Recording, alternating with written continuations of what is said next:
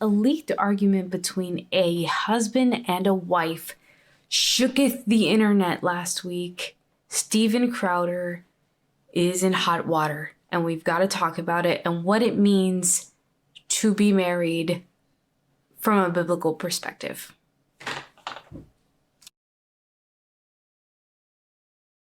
I have been living with a proverbial boot on my neck for going on years now. No, you're not taking the car. Steven, You're not taking the car. Steven, You are not. then I will ask them to pick you up. Now, in very important context, Steven Crowder's wife in this video is 8 months pregnant with twins. So I think that you should know that part. Would you like me to ask? Oh, that's right. It's not correct, Steven. Get an Uber. It's been the most heartbreaking experience of my life. What I consider to be my deepest personal failure. Feeling some constraints? Steven. Like, I can't Steven. go. Listen to me. Listen to me. You want to walk out right now? Listen to me. I can't go to the gym. I can't go to my parents. I can't call my friends. I can't be home. You're going to take the car and leave me here. Hillary, just think of how boxed in you've made me. And no, this was not my choice. My then wife decided that she didn't want to be married anymore. And in the state of Texas, that is completely permitted. You need me to pick up. I'll get it. I'll be back when I'm back. No, that doesn't work either. You'll be back when you're back. That doesn't work either. The only way out of this is discipline and respect. It's the only way out of it, or we're at an impasse. We are at an impasse. Good. Because you can't have any discipline and respect. You throw your hand, you give up so easily. I don't give up, Steven. Hillary, Steven? you give up so easily. I just said the only way out of this is discipline and respect. You said, then we're at an impasse. Steven, no. There is no infidelity, any kind of physical abuse at all on either side. I love you, but Steven, your abuse is sick. Your abuse Watch it. is sick. Watch it. Fucking watch it. These threats were so thinly veiled that I'm gonna let go. I'll get what you need me to get. And I need some space. You need to just stop engaging for a little bit. Okay? I love you. I love you very much. I don't love you. That's the big problem. I've never received love from you. And the fact is, when I go, look, I need you to do A, B, C, and D, you just be disciplined about it. I loved a woman so much that I married her. A woman who, despite all of this, I still love as the mother of my children. I don't love you. That's the big problem. And she wanted something else for her life. Put on some gloves. No. But I love you more than life itself. That's not fair. That's not fair, and it's disingenuous. I love you. I'm committed to you. Put on some gloves.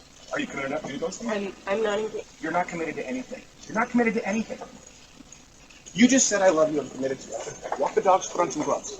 Blatant or veiled shakedowns or dragging their father or mother, and I can't be clear on that enough, or their mother through the mud. To those self-styled Christians, conservatives, and allies, well, not in my book. Decided to keep this issue private and to resolve it privately. But the safety of my children included keeping it private. So all my children have a right to privacy, with demands and threats to use this information that they believe would be so publicly embarrassing to me and my wife at a difficult time. Divorce is horrible. But in today's legal system, my beliefs don't matter. In Texas, divorce is permitted when one party wants it, period. That's not my choice. She simply wanted out, and the law says that that's how it works. People don't do stuff like this if there's not a lot going on in their lives. Of course, look, I get it. There are multiple sides to every story, but one thing that is undeniable in this case is that it's no one's fault but my own in that I picked wrong. There's no infidelity, any kind of physical abuse at all on either side.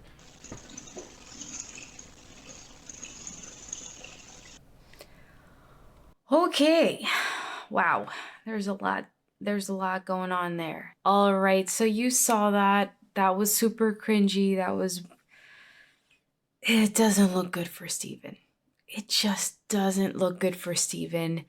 A lot of people are reacting strongly to this video because he comes across as somebody who is at a minimum an a-hole and at the most abusive. I never want to accuse somebody of anything that they're not doing. And I know that divorce gets really, really ugly. And it can be vicious on both sides. So I will definitely acknowledge that. But what I want to focus in on is not whether he is a horrible person or Hillary is a shining angel. None of that. I want to talk about what the expectation is for marriage in the Bible, because that's the key conversation here. Everything else falls from this. Okay, so we are going to jump to Bible Gateway, Ephesians 5:22 through 33. Wives, submit to your own husbands as to the Lord, for the husband is the head of the wife, even as Christ is the head of the church, his body, and is himself its Savior. Now, as the church submits to Christ, so also wives should submit in everything to their husbands. So one can look at this video and say, well, Hillary, she was not submitting to her husband, and Stephen even echoed this. Well, you lack discipline and respect. And the only way out of this is discipline and respect. But conversely, if we continue to read, husbands, love your wives. Hold on, let me read that again.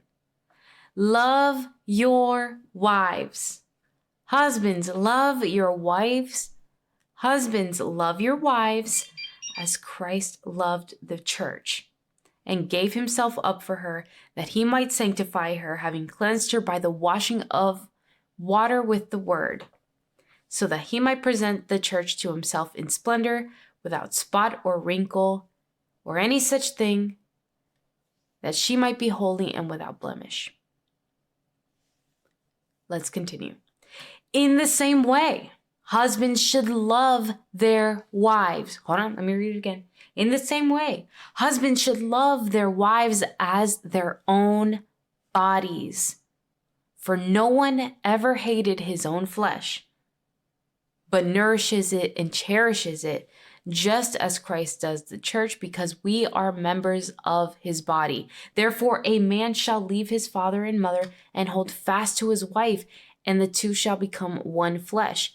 This mystery is profound, and I'm saying that it refers to Christ and the church. However, let each one of you love his wife as himself, and let the wife see that she respects her husband.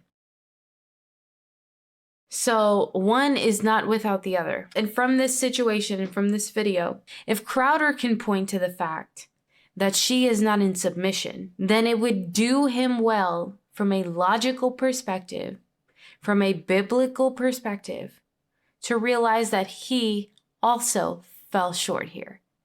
She did not submit, and he did not love. So the whole marriage is not a reflection of the bride of Christ and the relationship between Christ and the church. Now, if you were loving your wife, Stephen, I don't believe that someone who is truly loving their 8-month pregnant wife would not say to her that if she doesn't do this task that you want her to do, that you do not love her, that you've never received love from her, that she has to have discipline and respect. You wouldn't put your need to not be trapped in the house over her need to want to escape this anger and wretched situation here. In this moment, Stephen has some reflection and repentance to do. And it's just interesting how, if you put a camera on any marriage, we all at some point will fall short of this scripture. It is extremely hard to die to self. In general, to die to self is very difficult for anyone. And especially in a marriage where you are called to love, even in a moment of frustration, even in a moment of anger, even when tensions are high, even when emotions are all over the place and hormones are out of whack. And by the way, that's part of this, is that if you're loving your pregnant wife, you will recognize that hormones are all over the place. Grace is needed, just like when we constantly sin against Christ, and he gives us such grace because he loves us. Was he giving her that grace in that moment in this video? It does not seem to be the case. Is he an abusive husband? Based on this video, I think it's a little bit, okay, you might disagree with this, but I don't think there's enough information to say he was abusive. I think this moment would indicate that there is more going on here, and that could be abuse.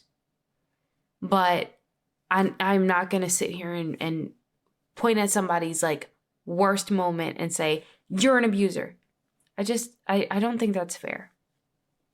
I think heated exchanges happen between couples, and we all fall short of the glory of God, and we all fall short of the call to love and submit properly the way that Christ treats his church.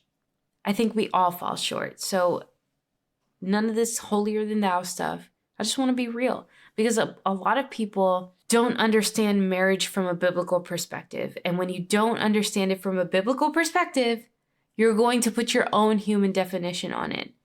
And then when situations arise and emotions get high, you don't have a standard to hold yourself to. So this is why we're seeing so much divorce. It's one thing to fall short, and it's one thing to fall short in a moment versus an entire marriage. Who knows what the situation is between Stephen and Hillary? I don't know.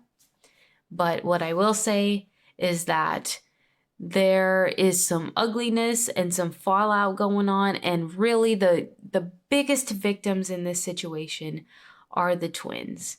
And it's really, really sad. And I hope that this doesn't continue to be blasted online, because it's just going to make their lives worse. All right, so we have this situation that we absolutely have to discuss. And I'm going to make a very, very, very bold comparison here that even people on the conservative side might be uncomfortable with.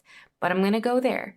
And we're talking about transgenderism yet again. We have to talk about this because it just continues to be absolutely insane and evil and crazy. 18-year-old boy died after doctors tried to create a vagina from part of his colon.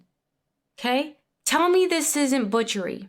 Tell me this isn't some kind of like Frankenstein experimentation going on. All right, this is out of the UK. It says a disturbing story from the UK reveals that a trans-identified teenager died from complications that arose from a surgery in which doctors tried to build him a vagina using parts of his colon. A 2016 medical article reveals details about an 18-year-old boy's death due to complications that arose from a gender-affirming surgery, as reported by the Post-Millennial. This paper was part of a linchpin Dutch study that laid the groundwork for child sex change operations. The boy was given puberty blockers at a young age because he claimed he was truly a girl. It doesn't say how young this person was, but puberty blockers would indicate maybe 9, 10, 11 years old. These medications resulted in a lack of penile tissue developing in his body, which was the reason that surgeons removed a part of his colon in order to perform a vaginoplasty, a surgery that essentially attempts to create a neo-vagina in male patients. Okay.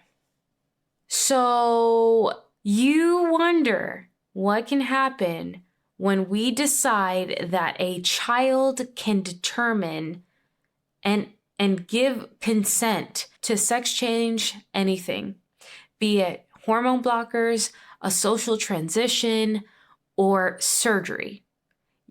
This is what happens when we remove logic and common sense and goodness and discernment of evil from the conversation. Those things done left the chat a long time ago. But here we have a child who was experimented on by his medical care team. Care, I use loosely. But They said, oh, okay, you're really a girl. Here's some hormones. We're going to pump your body full of hormones. We don't want you to eat chickens that have hormones, but we'll give you hormones so that you can become something that you're not. And then they try to make a neo-vagina, but instead of realizing that the hormone blockers created a situation in which there's not enough tissue to create a fake vagina with, we're going to take a piece of your intestine and make a vagina with that. Do you see me blinking right now? Because it's so ridiculous. Okay, so let's continue. The patient was described as a healthy teenager, but within 24 hours of the surgery, he experienced necrotizing fasciitis, a rare bacterial infection that can spread quickly in the body and result in death. Doctors attempted to save him by administering IV antibiotics and repeated surgical debridement, which removes dead or infected tissue. But multiple of his organs went into failure and he died. Further investigation showed that the patient suffered a deadly strain of E. coli that likely originated from his own intestines. Okay, so I said I was going to make a bold statement. What is this comparison that you're not allowed to do, whether you're on the left side of the aisle or the right side of the aisle, is to compare anything to Nazism. Actually, well, the left does it all the time, but you know what I mean. The right is uncomfortable sometimes with this comparison. But the medical decisions that were made in this case, where we decided to play Frankenstein with a child, and then as soon as they turn 18, we continue the Frankenstein experimentation and say, well, the hormones we didn't quite work out, so we're gonna have to take your intestine and create a vagina from it. Like, the medical guideline guiding this type of incompetence and evil, profit-driven mentality at the expense of common sense and reason and logic and love and taking care of humans and wanting them to be better. So this originates, I know that was long-winded, but this originates from WPATH. What is WPATH? Okay, so after that Frankenstein-esque story that is underpinned with gender ideology seeping through its pores and leading to the death of a young person who spent his life confused, and the confusion being fed by medical professionals. A lot of these medical professionals are referring to a set of guidelines known as WPATH, and right now they're on version 8, which came out in 2022. My comparison that tends to be controversial is I am saying that the same level of evil that is happening in this experimentation that we're conducting on children in our time, what these medical professionals are doing are on the same level of evil as the doctors who were conducting experiments in Nazi camps. There was a trial called the Nuremberg trials that happened to these doctors after the whole thing blew up in their face. And the United States held a tribunal court over this and held them to 10 ethical standards regarding human experimentation. Now, these standards, in my personal opinion, are being violated by WPATH.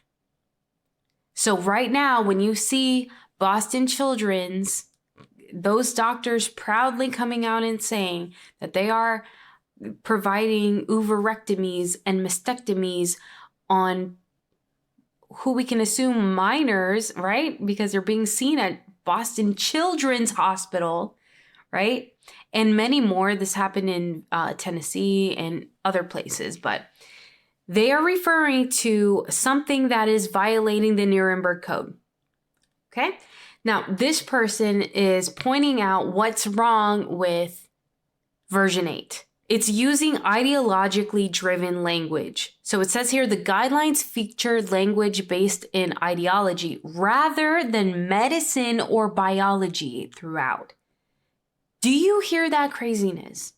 Rather than referring to science as we supposedly care about all the time, we're just going to disregard that because we have an ideology to work on here, and we're going to call it gender affirming care. And we're going to call double mastectomies chest masculinization surgery. And then he goes on to say ideological terms such as cisgender is used, as well as scientifically and factually inaccurate term sex assigned at birth. If you haven't heard of any of these terms, consider yourself lucky but underinformed, because this is happening, and we're seeing this play out in culture too. We're seeing these words like gender affirming when we're talking about pronouns. Also, cisgender is the term for people who are not transgender. So everyone else who doesn't have this sickness going on, we have a new term that we have to abide by now too. All right, he goes on to talk about the removal of minimum ages for irreversible medicalization. The standard does not place any weight on nuanced concern for the welfare and well-being of vulnerable children. It does not consider that gender dysphoria is a mental health symptom, and many young people have comorbidities such as autism and mental health diagnoses. Guys, this should blow your mind right now, because it's blowing my mind right now. They removed minimum ages for these procedures, and they're not considering gender dysphoria as a mental health problem. Instead, it's an identity. I identify as X, Y, and Z gender. And therefore, in the medical community that follows this guideline, no, you don't have a problem. You really are that thing, so long as you've reached what it says here, Tanner stage 2 of puberty, which can be as young as 9 years old. That's crazy. Tell me this isn't echoes of the Nazi Party right now. It states that double mastectomies, euphemistically called chest masculinization surgery, can be considered in minors, and equally vaginoplasty, which was the surgery that this 18-year-old that died had, can also be considered for people under 18 years old. Tell me this isn't in violation of the Nuremberg Code. Then we have chest binding and genital tucking for children. Healthcare professionals are instructed to provide education on chest binding and genital tucking on the basis that this will provide comfort and lower rates of misgendering. There's a lot of air quotes going on if you haven't noticed. But chest binding can cause pain, infection, and even fractures, and the tucking can cause decreased sperm concentration. Number 4, and the most startling, alienation of parents. Healthcare professionals are advised to challenge parents who are unsupportive of their child medically transitioning. Equally, they are recommended to prescribe hormone treatment for children without parental involvement. Without parental involvement. If involvement would be considered harmful or unnecessary. And to further this point, there is a bill right now coming out of, I believe, Washington. You can look it up online and see the details for yourself. But essentially, a child can be removed from the home if the parents are unsupportive of medical interventions for their so-called transgender child. So here you are, doctors are being instructed to challenge these parents. And if you live in certain states, you might lose your kids over this. Or all you got to do is get a hysterectomy. And just, you'll never have babies. Because men can't have babies. Oh, but they can, but they can't, but they can, but they can't. None of it makes sense. It's all devoid of scientific reality. Abandonment of mental health safeguarding. These guidelines explicitly state that therapy or counseling should, quote unquote, never be mandatory before prescribing irreversible medication or surgery, including for children. So you don't even have to go through, intensive therapy or counseling first, because we don't need that. We know what your identity is because you said your identity is this, and we're ready to cut your boobs off. We're ready to inject you with hormones that will stop your penis from growing.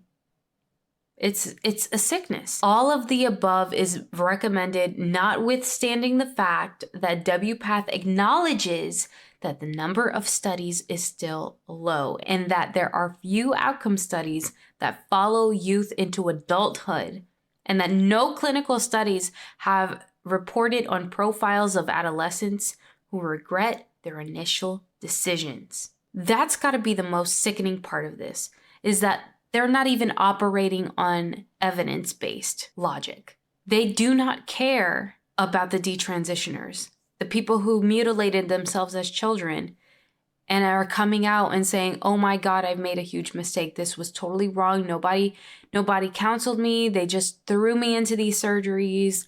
This was a mistake. They're not even considering those people. So when I say it violates the Nuremberg Code, I am specifically referencing two different ideas that were explicitly outlined in the Nuremberg Code. And that is, number one, informed consent.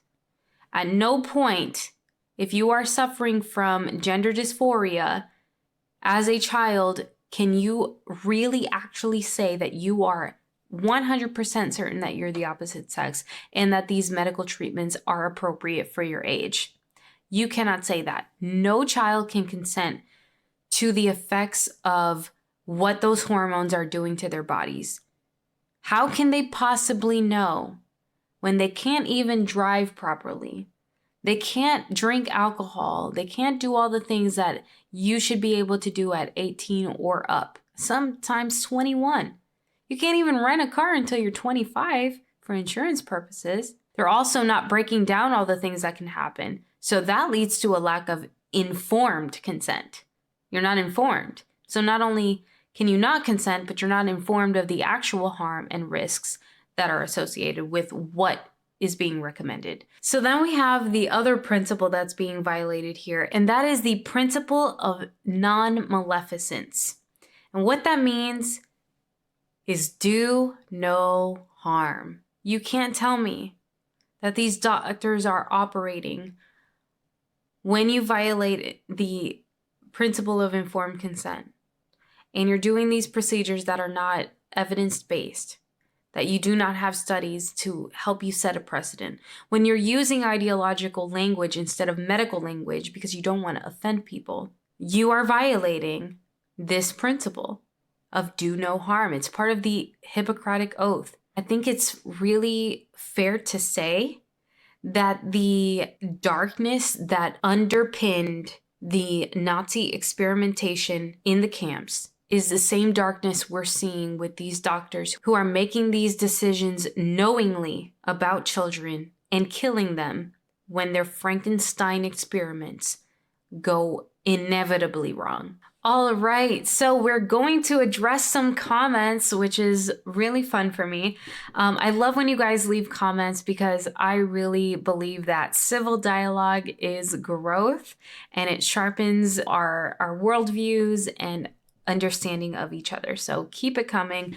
The first one I'm going to react to is off of my Gothic's reaction video. So if you haven't seen that, I would recommend you watch it. She says, we may have had a similar testimony. Former Democrat here. You can say I had a red pill experience too. I remember being really angry and depressed, realizing that so much of what you think you know is a lie was dark. When I first woke up, I wasn't sold on a creator and identified as agnostic. It didn't take me long to realize that I did fit into the conservative community either. Anyway, I'm gonna check out your testimony video. Thanks for linking it. So, yes, if you have not seen my testimony video, if you care to see where I came from in my conclusions and my journey, then check that out. I will link that at the end of the episode as well. So, and also check out the original Gothics video that I reacted to because it's really awesome as well. What the conservative movement does well, and I'm talking the Daily Wire and the Mug Club, and I get it, Steven Crowder's in hot water, but he has done a lot for the conservative community, right?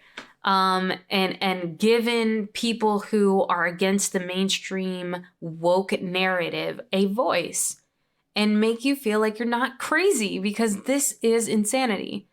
And it's being sold to us as tolerance and love when in fact it's very, very dark. And when you realize that, it can be disorienting and lead you to despair. And I think that's where the conservative online space goes wrong, is that it leaves you at, oh my God, the world is so dark, and gives you no light and no hope. If you don't add the truth of the gospel, you're missing a huge foundation of why the things that we are criticizing and pointing to are dark.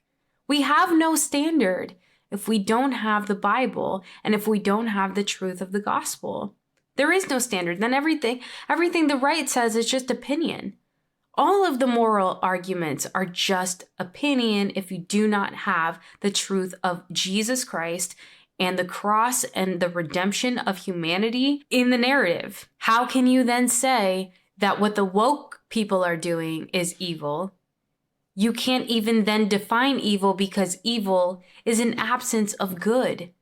And good is God's nature. It is God. Goodness is God. God is goodness. That is where Christians, do not be afraid to stand up, because there are people watching these conservative voices and need that hope. So thanks again for that comment. I really appreciate your viewership and sharing in the comments. All right, next one comes from my video that actually has over 5,000 views now. That's blowing my mind, guys. I think that's so cool. Really thank you guys for watching. And those of you who subbed and came back, you guys are some real ones. I really appreciate you. All right, so this person says, this is a fascist movement that's working towards a totalitarian state. Oh, by the way, this video that I'm talking about is about Jeffrey Marsh and the Muslim mother that was threatened for speaking out against him. The sad thing is they're calling it trans or adding on to LGBT when they don't even accept actual lesbian, gay, etc., because they say they're transphobic for only wanting to date preferred genders. Right, that's so crazy. Like, if you're a lesbian who wants to sleep with women, if you don't sleep with a biological man because he calls himself a woman, you're the messed up one. So get with it, bigot.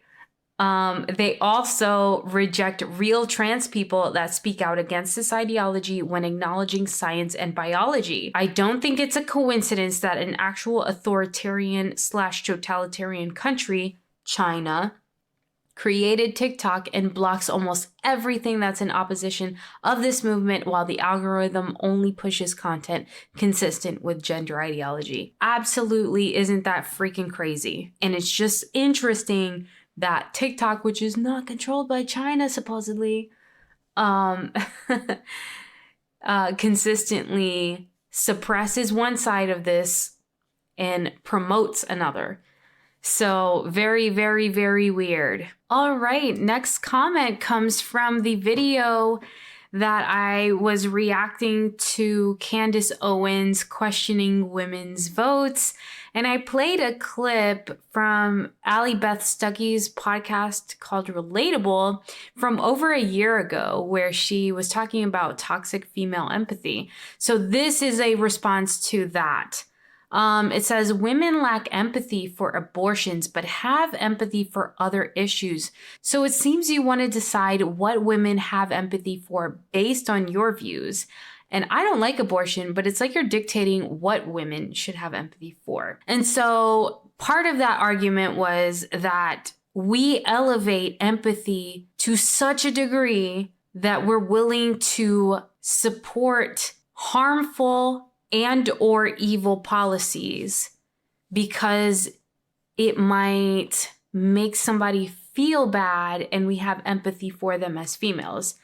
And because women constitute a majority of the vote, that can be a problem when we are catering to empathy, this out of control empathy in a society, and we're like voting for this and politicians are catering to it. That was the point. Okay, so here's the thing. It's not that empathy is a bad thing. And when empathy is elevated over morality, over the negative effects of what these policies can do, that's where we have a problem, right? The fact that women lack empathy in the abortion realm is such a problem, but I'm saying because women have empathy, it's a problem.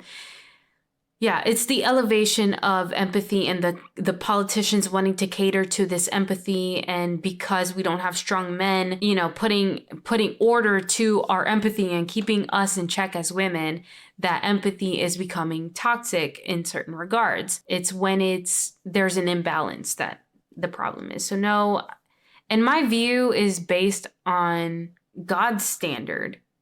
So I'm not just like, oh, Jasmine feels a certain way. So yes, and I have those moments, and I'm not perfect, of course. No one is. Neither are you, gnarly waves. But I try to filter my empathy through the lens of the Bible and God's truth, because then it makes no sense and will have a net negative on either myself or society at large. So I don't know, just a little nuanced thought vomit coming out with that one. If you like what you see, if you want to help grow this channel, let me know what you think in the comments about Steven Crowder and the whole Candace Owens debacle and everything going on with that. What are your thoughts on that? What are your thoughts on the debauchery that's happening in the medical field?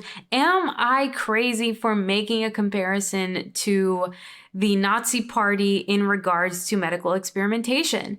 Am I off base? Is this an inept comparison? You let me know in the comments. And last but not least, make sure that you like this video and help the algorithm know that this content and the message of these videos is worth sharing. All right, that's all I have for you guys today. And as always, God bless.